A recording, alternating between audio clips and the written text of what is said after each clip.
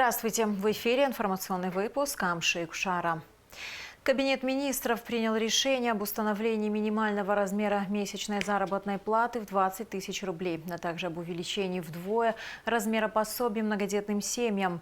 Также Кабмин установил минимальные закупочные цены на цитрусовые плоды урожая 2025 года. Подробности в материале Гунды Шоуа. С 1 января 2026 года многодетные семьи республики почувствуют ощутимую поддержку. Вступает в силу новая система ежемесячных выплат. Семьи, воспитывающие от 3 до 5 детей, будут получать по 1000 рублей на каждого ребенка. Для семей от 6 до 9 детьми эта сумма возрастет до 3000 рублей. А семьи, в которых растут 10 и более детей, будут получать по 6000 рублей. Эти изменения, финансируемые из республиканского бюджета, коснутся более 5000 семей и затронут жизни около 16 тысяч детей по всей стране. С 2016 года мы не повышали эти размеры. Выплаты у нас осуществляются, назначение выплат осуществляется отделами социального обеспечения в соответствии с положением о порядке и назначении выплаты пособия, утвержденной также Кабинетом министров. Выплаты осуществляются за счет средств республиканского бюджета через Министерство социального обеспечения. Данные выплаты коснутся более 5500 семей, в которых воспитывается до 16 тысяч детей. Дополнительная потребность средств в год составит около 75 миллионов рублей. Утвержден регламент, определяющий порядок разработки, реализации и оценки эффективности государственных программ. Новые правила призваны внести точечные коррективы в существующую систему, особенно в части оценки результативности государственных инициатив. Документ детально регламентирует требования к разработке и утверждению госпрограмм, а также поэтапный процесс их подготовки и исполнения. В зависимости от горизонта планирования программы подразделяются на 3 категории – короткосрочные, среднесрочные и долгосрочные, свыше 6 лет. В 2016 году был принят порядок разработки, у нас реализации и принятия государственных, ведомственных и межведомственных программ. Мы сегодня об этом уже имели беседу с уполномоченными лицами. Предлагаем то, о чем вы говорите, Женис Федорович, обязательно сделать, но пока ограничиться вот здесь постановлением, за исключением вот того постановления 2016 года, а потом подготовить целиком и целиком одним решением принять. Кроме того, установлен минимальный размер месячной заработной платы в размере 20 тысяч рублей. У нас были изначально установления показателя в размере 5000 рублей, затем повышение до 10 и до 15 тысяч рублей. Вот до 15 относительно недавно, 2 года назад, произошло увеличение. В текущем году, по данным Государственного комитета Республики Абхазия по статистике, наблюдается, что размер минимального прожиточного минимума превысил 15 тысяч рублей. По итогам 5 месяцев 2025 года составлял 16 200 рублей в месяц, в связи с чем нами во взаимодействии с Министерством финансов, Министерством юстиции и Госкомитетом по статистике был подготовлен проект о повышении минимального размера до уровня 20 тысяч рублей со вступлением в силу с 1 января 2026 года для того, чтобы предприниматели имели промежуток в размере 2-3 месяцев для того, чтобы подготовиться к увеличению заработной платы своих работников. Утвержден новый порядок открытия и закрытия железнодорожных переездов, призванный значительно усилить контроль за их организацией и свести к минимуму риски аварийности на участках пересечения автомобильных и железных дорог. Эти меры станут важным шагом к повышению безопасности как для автомобилистов, так и для железнодорожного транспорта. В связи с чем во исполнение поручения президента был подготовлен акт Кабинета министров, который регламентирует порядок обращения о открытии либо закрытии соответствующего переезда, рассмотрения этих обращений и, самое главное, порядок принятия и оснований для отказа в открытии таких переездов. Настоящий документ как раз представлен на рассмотрение Кабинета министров, и его действие позволит урегулировать текущую ситуацию и повысить безопасность на таких переездах. В Внесены изменения в сфере таможенно-тарифного и налогового регулирования. Согласно документу, солнечные батареи и другие агрегаты для генерации зеленой энергии освобождаются от уплаты таможенной пошлины и НДС. Это позволит мотивировать и стимулировать тех, кто уже занимается добычей альтернативной энергетики, подчеркнул премьер-министр Владимир Делба. На заседании были установлены минимальные закупочные цены на цитрусовые плоды урожая. Согласно постановлению, мандарины и апельсины будут реализовываться в среднем по 45 рублей за килограмм, лимоны 42 рубля, а нестандартные плоды по 10 рублей за килограмм. Экспортировано 31 тонна мандарин. Оценку наши коллеги произвели, и мы в среднем по 85 рублей за килограмм. В связи с отсутствием, пока постановления. В прошлом году была аналогичная ситуация. От 85 до 92 рублей была оценка первоначально. Потом, когда мы отправили весь пакет документов, корректировка произошла на уровне 48-49 рублей. Я думаю, в этом году будет то же самое. У нас ежегодные встречи перед самим сезоном. Сейчас тоже на днях будет встреча. Но это постановление, как мы получим, и сразу мы со всех других служб, которые занимаются оформлением этой карантины и стандарт, получили информацию по ценовой политике. Все это скомпонуем, естественно, отправляем нашим коллегам. И там уже в центре декларирования будут принимать решения о установке стоимости. Утверждена научно-техническая программа по созданию Центра ядерной медицины. Ее цель – разработка концепции центра, который будет специализироваться на ранней диагностике социально значимых заболеваний. Центр планируется разместить в здании Сухумского физико-технического института. Ядерная медицина бурно развивается и используется. Наша задача конкретная – это создание центра по производству фармпрепаратов, которые необходимы как для ранней диагностики и лечения, и вообще для всего, что связано именно с этой темой. Но мы по линии медицины также соприкасаемся с Обнинском и с институтом имени Герцена и Блохина. Если есть какие-то вопросы касательно того, чтобы мы вместе могли использовать все эти мощности, да, мы готовы к сотрудничеству вообще на всех этапах. Лично знаю руководителей всех этих центров. Если какая-то ситуация нужна для того, чтобы облегчить бюрократию, мы готовы содействовать. Внесены поправки в постановление об утверждении нормативных актов по вопросам регулирования земельных отношений. В соответствии с изменениями предприятия, учреждения, организации, индивидуальные предприниматели, переводящие земли из категории сельскохозяйственного назначения в другие категории для несельскохозяйственных целей, обязаны внести плату в размере 500 тысяч рублей за 1 гектар. Кундашова, Раму Камкия, Абхазское телевидение.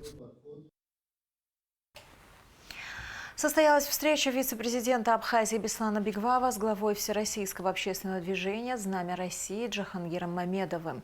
Стороны обсудили расширение участия детей из Абхазии в российских проектах и подчеркнули значимость общих усилий по сохранению исторической памяти. Повестка встречи совпала с недавним событием. 7 октября в парламенте Абхазии наградили участников и победителей международного патриотического конкурса «Россия – страна героев», организованного движением «Знамя России».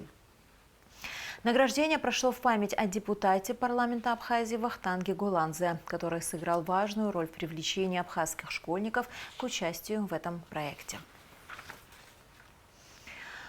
В 7-й школе открылся многофункциональный спортивный комплекс. Объект построен при поддержке Российской Федерации. Это уже 10-й многофункциональный спортивный комплекс на территории Абхазии.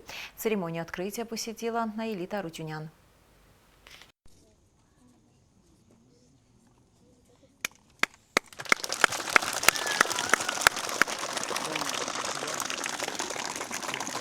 Красивые костюмы, хорошее настроение. Такая теплая атмосфера была на новом спортивном комплексе во время его открытия. Благодаря новой спортивной площадке можно будет играть в футбол, волейбол, также заниматься на современных тренажерах. Роман Марченко упомянул о том, что в этом году были переданы школьные автобусы, интерактивные панели, мобильные выдвижные компьютерные классы, чтобы в целом сделать образовательный процесс более эффективным и современным. Сегодня для нас действительно очень знаменательное событие.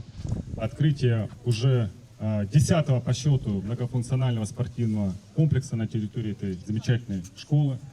Как вы знаете, Россия активно помогает развивать инфраструктуру в образовательных учреждениях Республики Абхазия. Мы старались сделать все максимально качественно, использовали лучшие материалы, современные технологии, чтобы действительно от души сделать этот объект долговечным, чтобы он долгие-долгие годы вас радовал и приносил пользу. Будем и дальше, безусловно, развивать тесное, эффективное, братское сотрудничество с вами. Директор средней школы номер 7 поблагодарил всех причастных к созданию спортивного объекта. Усилиями наших российских гостей. Вот. Замечательная спортплощадка вот здесь вот построена для нашей школы, для нашего микрорайона. Спасибо всем, кто помог в этом деле. Спасибо Российской Федерации. Это для нас большое дело. В первую очередь я хочу поздравить и руководство школы, учителей, учащихся и всех жителей микрорайона Депо с открытием такой красивой спортивной площадки, многофункциональная спортивная площадка, как вы видите все. Хочу поблагодарить коллег из Краснодарского края. Хочу сказать большое спасибо Краснодарскому краю за такой красивый подарок нашей республике. Обращаюсь к детям. Занимайтесь, учитесь и будьте здоровыми. Искренние слова благодарности были произнесены на открытии. Создание подобных комплексов дает возможность молодежи улучшать свои спортивные навыки и просто с пользой проводить время. От лица администрации города хочу в первую очередь поздравить нашу школу номер 7 с этим знаменательным днем в их жизни. От лица администрации хочу поблагодарить всех причастных лиц, здесь конкретно Краснодарскому краю, руководству Российской Федерации и всем причастным лицам, которые были задействованы в строительстве данной спортивной площадки. И, конечно же, хочу поздравить дорогих учащихся нашей школы. Теперь у них есть прекрасная возможность развивать разные виды спорта. Ждем от вас побед во всех городских состязаниях. Спасибо большое. Друзья, сегодня знаменательный день для нашей любимой школы и для всего района. Мы искренне поздравляем руководство школьного заведения с торжественным открытием современной многофункциональной спортивной площадки на школьной территории. Это прекрасный подарок детям, подросткам и жителям всего округа, позволяющий активно заниматься спортом, поддерживать здоровье. Если честно, это моя мечта была, чтобы в каждой школе нашего города были вот такие многофункциональные площадки. Разговор об этом велся давно, и сейчас я просто счастлива, что у нас есть такие площадки уже в 5 школах. У детей, у преподавателей физкультуры этой школы есть очень хорошая возможность показать себя в лучшем свете на спартакиаде школьников города Сухум. Удачи вам, ребята! Огромное спасибо всем! Это уже 10-й многофункциональный спортивный комплекс на территории Абхазии. Открытие таких площадок – важное событие. Такие места развивают спортивные направления, также помогают формировать здоровый образ жизни. А церемония открытия порадовала присутствующих своими красивыми и запоминающимися номерами. Айрита Арутюнян, Камила Джопуа, Абхазское телевидение. Делегация из Абхазии приняла участие в международной конференции по креативной экономике в Санкт-Петербурге. Мероприятие объединяет более 1500 участников из более 30 стран, государств БРИКС, СНГ, ШОС и региона МЕНА. В рамках конференции проходит около 50 деловых мероприятий, круглые столы, дискуссии, мастер-классы, презентации и открытые диалоги. Меморандум о сотрудничестве подписали Минкульт Абхазии и Агентство стратегических инициатив. Документ подписали Даур Кови и гендиректор организации Светлана Чупшева. Рабочее совещание Министерств здравоохранения Абхазии и России прошло в формате видеоконференции. Целью встречи стало укрепление сотрудничества и повышение качества медицинской помощи жителям республики. Совещание открыли министр здравоохранения Абхазии Эдуард Будба и заместитель министра здравоохранения России Андрей Плутницкий. Будба рассказал о ходе выполнения программы социально-экономического развития Абхазии, уделив внимание следующим вопросам: приобретение ангиографа и завершение завершение строительства помещения под него, реконструкции и капитальный ремонт Гагарской ЦРБ, план оптимизации государственных учреждений здравоохранения Абхазии на 2025-2028 годы, обеспечение граждан лекарственными средствами, выполнение поручений президента РФ по направлению медицинских работников в Абхазию в курортный сезон. Полевой выход артиллерии начался в вооруженных силах Абхазии. Об этом сообщили в Минобороны Абхазии.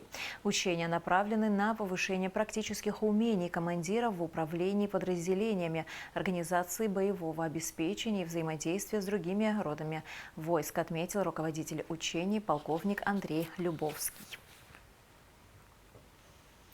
27 сентября в Ростове-на-Дону прошел турнир по бразильскому джиу-джитсу, посвященный памяти Александры Назадзе. На турнире собрались бойцы из Ростовской области, Краснодарского края, ЛНР и Абхазии. Александра Назадзе была советским офицером, участницей Великой Отечественной войны.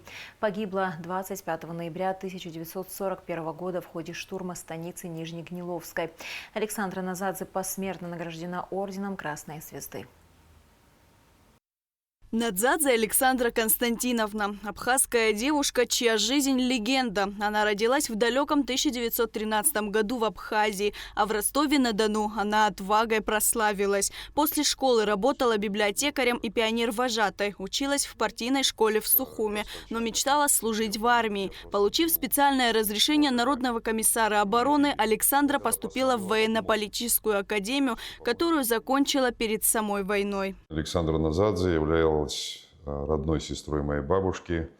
Она родилась в 1913 году в селе Отхара Гудаутского района. Девушка из обычной крестьянской семьи. После окончания школы она едет, работает в шахтоуправлении в Кварчельском. И потом по комсомольской путевке попадает в Высшую военно-политическую академию имени Ленина в Москве. Это вуз, который готовил политработников. На тот момент в академии училось всего 3 женщины, 3 девушки. И одна из них была Александра Назадзе, и единственная абхазка, которая закончила эту военно-политическую академию. Естественно, как патриот, как комсомолец, понимая все происходящее, как только началась Великая Отечественная война, она направляется на фронт. С осени 1941 года Александра Надзадзе сражалась на фронте, затем попала в политотдел 56-й армии под Ростовом-на-Дону. Отказавшись от должностей, во 2-м эшелоне рвалась на передовую, стала политруком в пулеметной роте. И когда начался штурм Ростова, ее отряд не дрогнул. При штурме одной из высот города, уже перейдя реку Дон, тогда была зима, по льду переходили лед, попадали, естественно, под страшный огонь немецких войск. И перейдя реку, погибает ее командир. То есть в бою погибает командир, естественно, по должности 2-я становится она. Как рассказывали очевидцы были те молодые совсем, можно сказать, юноши, которые еще были в этом городе, и именно в месте сражения они проживали и прятались по подвалам, и из щелей этих подвалов они наблюдали всю эту картину. Когда погиб командир, естественно, у солдат, все сразу залегли, потому что пулеметы не дали поднимать голову. И эта девушка, хрупкая девушка, встает в полный рост, расталкивает своих бойцов с криками «За Родину! За Ростов!», ведет их в атаку. Естественно, бойцы поднимаются за ней. В итоге эта высота была взята, пулеметная точка была уничтожена, но, к сожалению, она получила смертельное ранение. Сейчас, будучи в Ростове, мне показали приблизительное место ее гибели, потому что эти же местные ребята, местные, как говорится, юноши, занесли ее в один из дворов, и, к сожалению, она там и скончалась. Ее похоронили там, потом перезахоронили в братскую могилу. И третье перезахоронение, это уже было таком мемориальном комплексе, где вот она сейчас и покоится рядом со своими однополчанами. Александра Надзадзе была мужественной, энергичной, умело вела своих бойцов. Она всегда и во всем была первой. Вы знаете, бабушка моя очень много рассказывала про нее. В детстве, вот почти все свои школьные годы, сознательную жизнь, каждое 9 мая, не было, я не помню такого 9 мая, чтобы мы не ездили в Ростов, не посещали могилу, не встречались там с ветеранами. Ну, я тогда еще так, пионером был, потом комсомольцем и так далее. Бабушка рассказывала, что, ну, действительно, она была, сама бабушка, говорит, я в свое время удивлялась, как она вот, характер-то у нее был, говорит, непростой.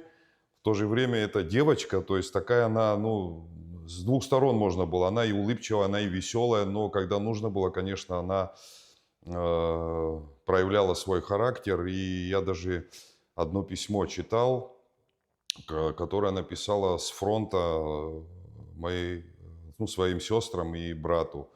Ну, там приблизительно такие слова, что, значит, мы здесь на фронте, значит, будем уничтожать эту фашистскую нечисть за нашу родину, за нашу страну, за Сталина. Ну, естественно, бойцы тогда, да. А вы там в тылу сделайте все возможное, чтобы наша победа приблизилась. То есть письма, ну, я вам скажу, взрослого человека, то есть не молодой девушки, которой там 26-27 лет. Ну, она пошла сама, попала неправильное слово, пошла сама добровольно именно на передовую. То есть она могла, как политработник, находиться где-то в штабе, там, подальше от линии фронта, но изъявила желание, пошла. Но это говорит о многом. Вы понимаете, естественно, таких было десятки миллионов, да, люди, которые шли на жертву ради того, чтобы, значит, эту фашистскую нечисть, как говорится, уничтожить. Но девушка, еще раз повторюсь, из обычной крестьянской семьи, из обычного, значит, нашего села, вот так вот проявила себя. И действительно это очень... Я просто горд, что это вот касается моей семьи, да, моих предков, которые вот с честью и с достоинством прошли все это, к сожалению, значит, ценой своих жизней, но, по крайней мере, сделали все от них зависящее, чтобы, значит, приблизить победу. Одна из улиц Ростова-на-Дону носит сейчас имя Александры Надзадзе. На берегу Дона в память о ее подвиге был воздвигнут один из самых величественных монументов Ростова. Там и ведет своих солдат теперь уже в вечный бой против гитлеровских оккупантов славная дочь Абхазии, политрук Александра Надзадзе. В ближайшее время одна из ростовских школ также будет носить ее имя.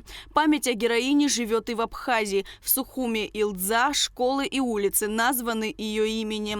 В Ростове 27 сентября прошел первый мемориальный турнир по бразильскому джиу-джитсу, посвященный памяти Александры Надзадзе. По инициативе прекрасного нашего спортсмена, абхазского спортсмена Руслана Хашба, был проведен международный турнир по бразильскому джиу-джитсу, посвященный именно ее памяти.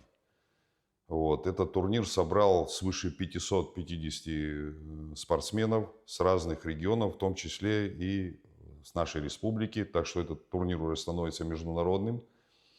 Вот. Огромную поддержку оказала абхазская диаспора во главе с Виктором Шамиловичем Хашба. Под их, как говорится, началом, по их инициативе вот это все было. Было поддержано все это, естественно, руководством и Ростовской области, и, естественно, руководством и города.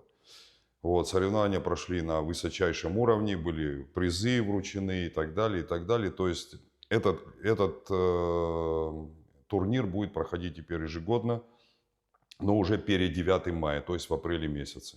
В турнире участвовала и команда из Абхазии. Было разыграно 510 медалей и 3 общекомандных мест. Победители получили солидные призы, право на участие в чемпионате мира в декабре текущего года, а также отдых в Абхазии. Настроены бороться, побеждать. Раз у настрой боевой, мы готовы сражаться и получать свои медали. Мы приехали с абхазским настроем показать то, что мы готовы, мы настроены на это. Этот турнир, это мероприятие, которое сегодня проходит, она уже десятки лет требовала того, чтобы его сделать.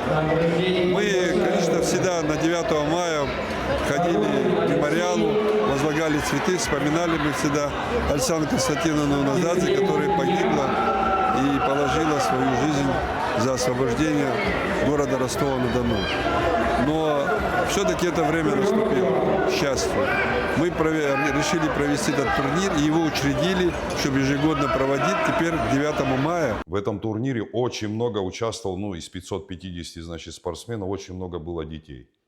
И вот этим детям рассказывали эту историю. Может, кто-то понимал, может, кто-то не понимал, но мы обязаны это делать, потому что это наша история, это история нашей большой страны, это история этих героев, которые защитили нашу землю. И было бы отрадно, что вот эти дети с вниманием слушали, понимают, повзрослее люди уже знают эту историю. То есть вот такая вот у нас, у нашего народа и вообще у всего советского народа была героиня. За отвагу и храбрость, проявленную в боях за Ростов, Александра Константиновна посмертно была удостоена ордена Красной Звезды, одной из самых чтимых фронтовиками наград. Известный абхазский поэт Иван Тарба посвятил ей стихотворение. В нем есть такие строки: «Обелиск поставлен белый, ширь и степь вокруг него. Девушке абхазки смелой здесь поставили его. Берег Дона величавый приютил тебя навек. Горд твоей бессмертной славой, тихий Дон, как человек». Лаура Капш, Налач Хинджеря, Рамо Камке, Абхазское телевидение. Конкурс красоты «Леди мира» будет проходить в Абхазии целую неделю. Участницы из разных стран объединились на одной площадке – отель «Амра» в городе Гагра, чтобы посоревноваться в красоте, уме и индивидуальности.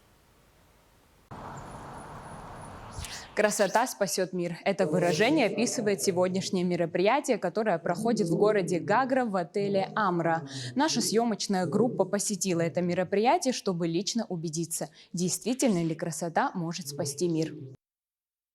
Конкурс «Lady World» был организован в первую очередь для того, чтобы подчеркнуть красоту, ум и уникальность участниц. Каждая имеет возможность на открытии представить свою страну и культуру в формате коротких видеовизиток. Автор конкурса Елена Шкуратова отметила, что проведение открытия конкурса именно в Абхазии не может не радовать как организаторов, так и участниц. У нас 3 категории. Участницы до 40, 40, 50 и категория сайз. У нас есть жюри. Сегодня будет представлена видеовизитка. Девушка будет представлять видеовизитки, рассказывать о себе, о своей стране, о культуре. История вообще конкурса «Леди мира» была сформирована уже достаточно давно, 15 лет назад, и основана на том, чтобы девушки обменивались культурами, в первую очередь, потому что женская красота, она безгранична. Конкурс «Lady World» будет проходить неделю. В течение этой насыщенной недели участницы имеют возможность показать себя с лучшей стороны. Победительниц конкурса будет 3, каждая в своей категории. У нас нет каких-то шаблонов, стандартов. Каждая девушка индивидуальна, то есть мы не загоняем под какие-то параметры. Мы даем девушке возможность раскрыться именно в том формате, в каком они на самом деле есть. По окончанию конкурса каждая участница получит тур по 3 городам Турции. Помимо титула победительницы и короны, в главный приз конкурса входит тур с суммой на 600 тысяч рублей. Самого масштабного проекта. Давайте поаплодируем продюсеру художественного фильма. Несмотря на соперничество между участницами, царит здоровая конкуренция. Каждая относится друг к другу с уважением и большой поддержкой. Наш конкурс нельзя было просто так подать заявку и попасть. То есть мы выбирали лучших из лучших для того, чтобы конкурс был наполненный женской энергетикой. И очень умные, очень грамотные, очень мудрые у нас девушки. И у нас конкуренции не существует. То есть абсолютно адекватно девушки относятся друг к другу. Они помогают, поддерживают друг друга. Нету никаких обид. Все переживают, и организаторы переживают, и участницы переживают. Конечно, как без этого. Елена уже несколько лет связана с индустрией красоты. И неудивительно, что автор проекта уже заметила будущих победительниц. Несмотря на это, решение остается за жюри. До начала торжественного открытия у нас была возможность поговорить с участницами, узнать об их настроении и цели победить. Не тяжело вам совмещать свои хобби с воспитанием детей? Когда все делается через любовь, это придает много сил. А детям 9, 12 и 14 лет. Они уже разрывают телефон, желают кучу удачи, посылают поцелуйчики, свои эмоции, верят в меня всем сердцем. Для меня этот конкурс не просто соревнование, этот конкурс для меня возможность, платформа заявить о своих идеях. Я считаю, что красота, она настолько сильна, что возможно поменять мир к лучшему. Мероприятие проходило в закрытой форме. На торжественном открытии присутствовали только участницы, организаторы проекта и жюри. А финал конкурса смогут посетить уже все желающие, отметила Елена Шкуратова.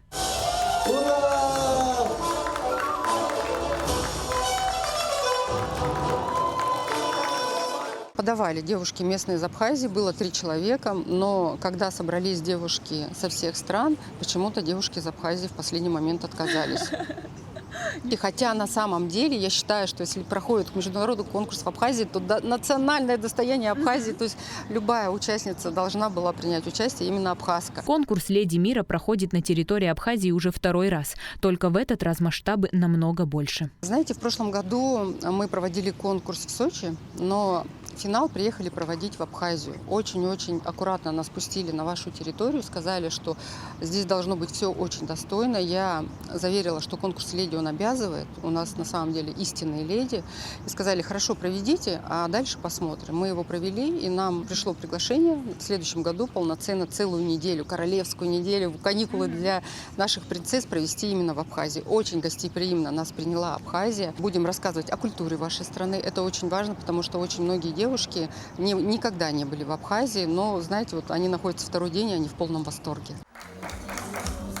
Ну что? Хочу поблагодарить вас за такой прекрасный конкурс. Анна Лагвилава, Ада Мурджения для Абхазского телевидения.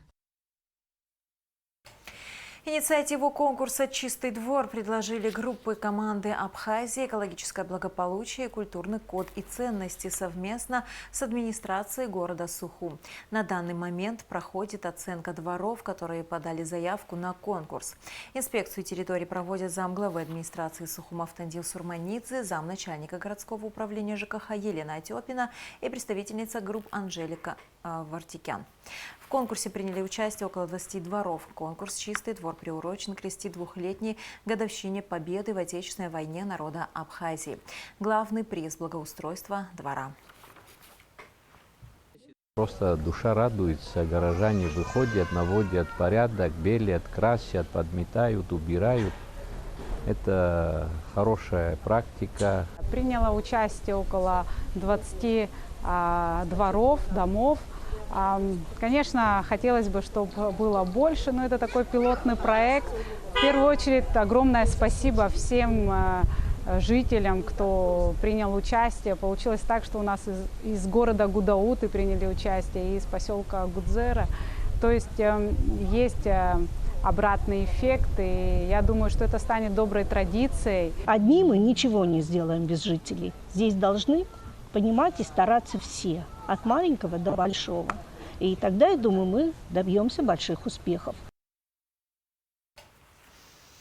9 октября в 12 часов Республиканская политическая партия «Единая Абхазия» проведет 7-й съезд партии. В программе съезда выборы руководящих органов партии, утверждение обновленной программной стратегии, определение приоритетных направлений работы на ближайшую перспективу, а также выступления почетных гостей и представителей партии союзника «Единая Россия». Место проведения мероприятия – гостиница «Интерсухум». И в завершении выпуска о погоде. В четверг, 9 октября, территория Черноморского побережья Абхазии окажется под влиянием фронтальной зоны. Ожидается облачная погода, ночью без осадков, днем временами дождь разной интенсивности, гроза. Температура воздуха ночью 14-19, днем 18-23 градуса, температура морской воды 21 градус. На этом наш выпуск завершен. До скорых встреч в эфире.